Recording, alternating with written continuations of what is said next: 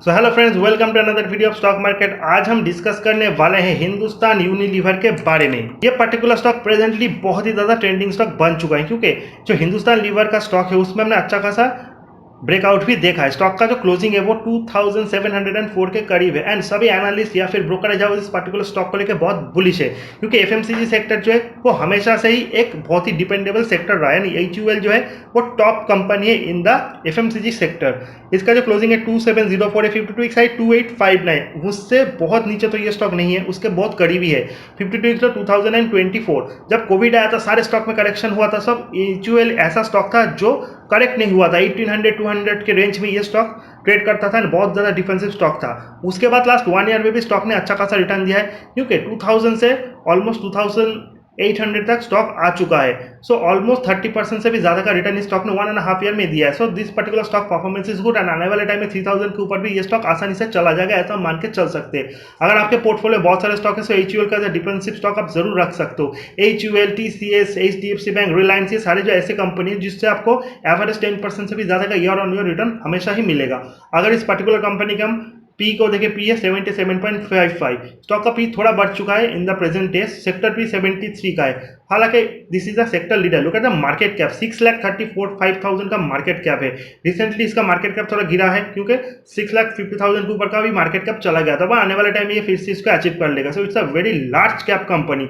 अगर short term में इस पर्टिकुलर स्टॉक के टेक्निकल्स को देखें, so according to relative strength index and money flow index, जो कि शॉर्ट टर्म में स्टॉक ओवरबॉडी या फिर ओवरसोल्ड है, इसको दिखाता है। सो फॉर दोज पीपल जो इन्वेस्टर है उनके लिए भी एंड ट्रेडर्स के लिए भी, जो शॉर्ट करते हैं या फिर स्टॉक को बाय करते हैं शॉर्ट टर्म, उनके लिए भी RSI and MFI index is a very important thing. According to relative strength index, stock का स्कोर है 49.9 एंड एमएफआई में 35.6। 70 के ऊपर ओवरबॉट, 30 के नीचे स्टॉक होता है oversold. So according to relative strength index, stock ना ही ओवरबॉट है ना ही ओवरसोल्ड है, एकदम बीच में। सो स्टॉक में यहाँ से अच्छा खासा ब्रेकआउट ऊपर की तरफ जा सकता है। एमएफआई इंडेक्स में 35.6, यानी स्टॉक ऑलमोस्ट अपने ओवरसोल्ड जोन के करीब है। So according to RSI MFI index, stock is purely a buying zone. आप इस स्टॉक को बाइंग कर सकते हो। Do not short this kind of stock at all.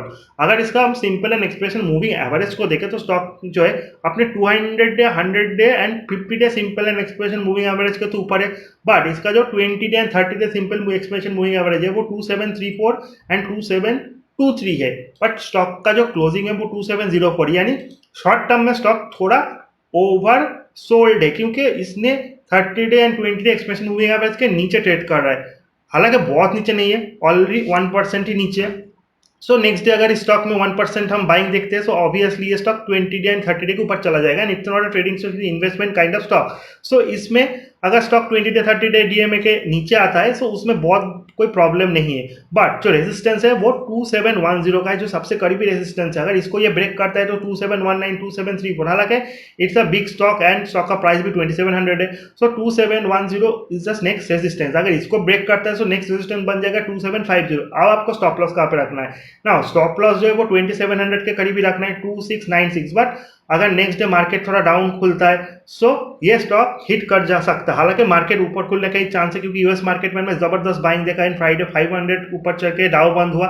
So obviously Indian market 100 point से 150 पॉइंट ऊपर ही ओपन होगा। सो जब ओपन होगा तो एचयूएल भी नेगेटिव में नहीं खुलेगा। So 2696 is the support and it's the stop loss for you. हालांकि it's not a trading stock, it's investment होगा। अगर आपको बाइंग करना, ब्लाइंड इसको बाइंग कीजिए और इसको होल्ड कीजिए।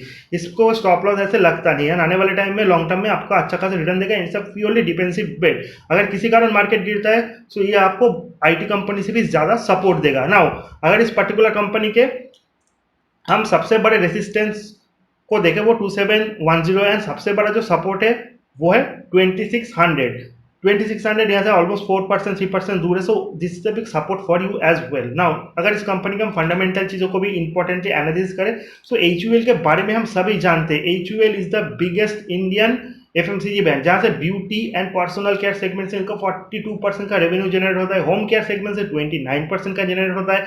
फूड एंड रिफ्रेशमेंट सेगमेंट से 29% का रेवेन्यू जनरेट करते। अगर इस पर्टिकुलर कंपनी के पीयर्स के साथ देखें, तो पीयर्स में बहुत सारे कंपनी है, PNG, Gillette India, Colgate, Palmolive, जिनका जो वैल्यूएशन है इससे सस्ता है। But HUL is HUL and market cap wise भी अपने पीयर से बहुत ऊपर है। रिटर्न ऑन कैपिटल एम्प्लॉयड भी अच्छा खासा है, 39.21 इज नॉट बैड। हालांकि पीयर्स जो है उनका आरओसी और भी ज्यादा है, बट एचयूएल इज एचयूएल। अगर इस कंपनी का हम रिजल्ट को देखें, तो जो सेल्स है इन द जून क्वार्टर वो 12,000 करोड़ के ऊपर है, कंसिस्टेंट 10 to 12,000 करोड़ के बीच ही इनका रेवेन्यू होता है। सो उसी के आसपास है। ऑपरेटिंग प्रॉफिट 2921 वो भी 3,000 करोड़ के नॉर्मली आसपास ही होता है। सो इसमें भी कोई ज़्यादा कम या फिर बहुत गिरा हुआ फिगर नहीं है। Profit before tax 2687 and net profit 2097। So net profit का फिगर भी है 2000 से लेकर 22,000 के 100 के अंदर होता है। सो जो प्रॉफिट है वो मिले जुले, बहुत गिरावट भी नहीं है, बहुत अपसाइड भी नहीं। बट आने वाले टाइम में जिस तरह से इन्होंने अपने प्राइस को बढ़ाया एंड कस्टमर को उसको पास ऑन किया है, सो उसका बेनिफिट भी मिलेगा एंड सेल्स और प्रॉफिट और भी बढ़ेगा।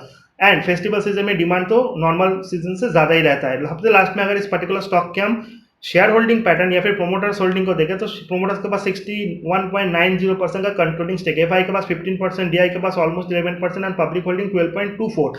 यानी FI DI public both are very bullish and बड़े रिटेल इन्वेस्टर लॉन्ग टर्म के लिए भी स्टॉक में इन्वेस्टेड है। डीआईआई या फिर म्यूचुअल फंड, डोमेस्टिक इंश्योरेंस कंपनियां सभी स्टॉक में इन्वेस्टेड है। So overall share holding pattern भी गुड है। सो एट द एंड कंक्लूजन यही है कि आपको अगर किसी एक स्टॉक में इन्वेस्ट करना है जिसको आपको लॉन्ग टर्म के लिए कैरी करना है, जो आपको डिफेंसिव रोल भी प्ले करेगा, बहुत ज़्यादा रिटर्न इससे एक्सपेक्ट नहीं कर सकता। ऐसा नहीं कि एक साल में ये स्टॉक आपको 100% return they, but average minimum 10% return आप एक्सपेक्ट करके चल सकते हो और लॉन्ग टर्म। सो ये स्टॉक आपके पोर्टफोलियो में एक जगह बन सकता है अगर आपका 10 to 12 स्टॉक का पोर्टफोलियो है। Then HDFC bank, TCS Reliance, Asian Paints या फिर HUL जैसे कंपनी को आपको रखना पड़ेगा। कुछ स्टॉक को आपको ऐसा रखना पड़ेगा जो कि डिफेंसिव है एंड लार्ज कैप है, एंड कुछ mid cap small cap stock को भी आप रख सकते हो। सो एवरेज आपको अच्छा खासा रिटर्न मिलेगी। ये तो HUL को लेकर मेरा एक एनालिसिस। वीडियो इन्फॉर्मेटिव अच्छा लगे चैनल को लाइक सब्सक्राइब और शेयर करना मत भूलेगा। See you in the next video guys, till then good bye.